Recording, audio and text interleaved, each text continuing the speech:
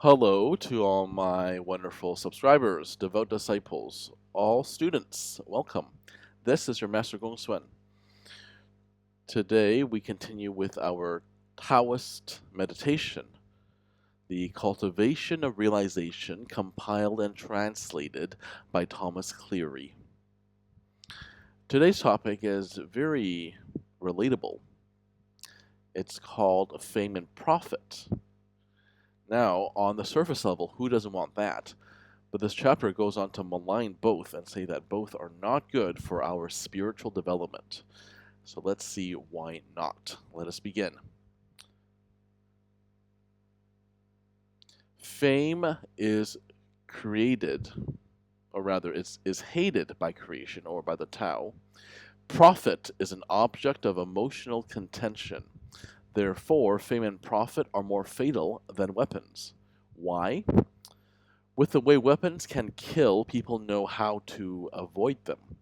But with the way fame and profit kill, people will go to their deaths unrepentant. Oh, wow. The author does not like fame and profit, and frankly, neither do I. Anyone who is a follower of the Tao should avoid fame and profit, so eschew both. I'll tell you why. Let's continue. Profit is something that has no virtue yet attracts people. It makes people hot without fire. It has no authority, yet gets people to labor willingly. Oh, it's true. We all toil so much for profit, right? It is rare among us to find one who toils, who works just for the love of the work, right? How many musicians or artists, writers, and filmmakers do you know that are toiling away in obscurity who are very happy? I know one person. I'm a good friend of mine. He is a classical musician, classical pianist. He's not famous. He does not upload videos on YouTube of his own piano playing, but he loves what he does. He lives for it. In fact, that's why he actually rented a house in rural Southeast Asia at a reasonable price so that he could play the piano in the privacy of his own home and not disturb anyone else. Because if he were to live in an apartment, then he would be disturbing everyone else. So, yeah, so he's the only one who's doing it out of passion and not profit. The only one that I know anyway.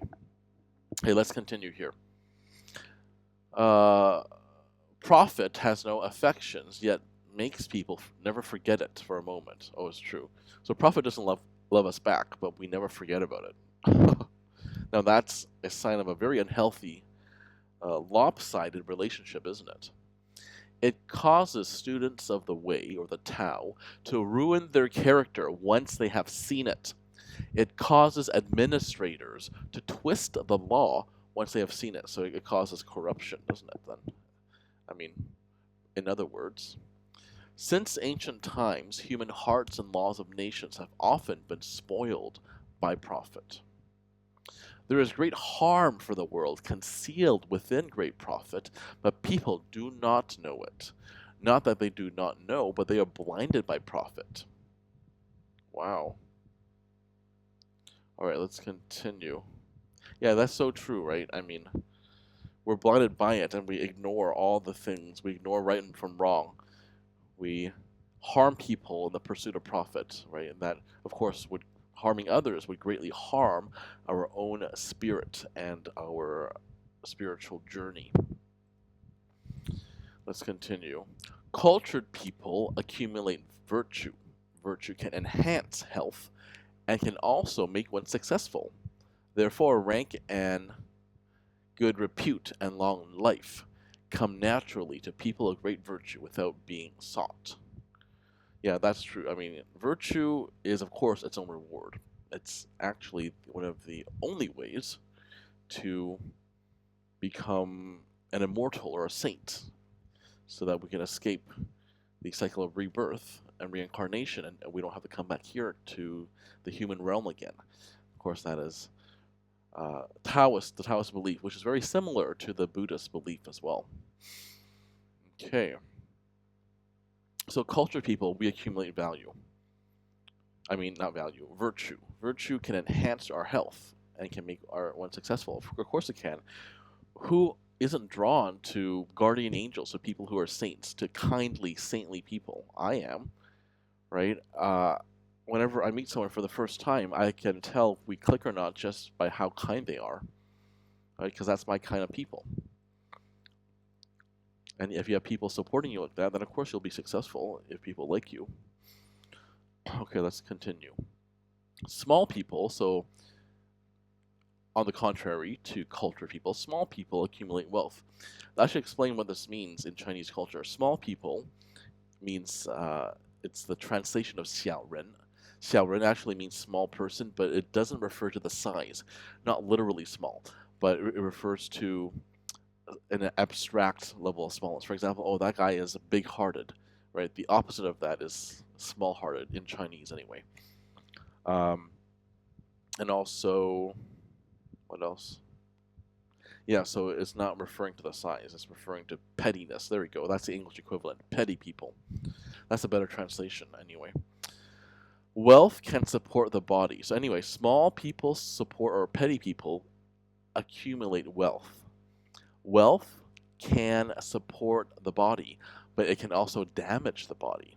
Of course it can, right? I mean, I've seen people, wealthy people, get plastic surgery and they're very much damaged from all the unnatural alterations done by the plastic surgeon. So many celebrities do that. Okay, let's continue. Therefore, people with a lot of wealth may want to leave worry and apprehension behind, but cannot. Yeah, that is a big problem because the more you accumulate, the more worried you are.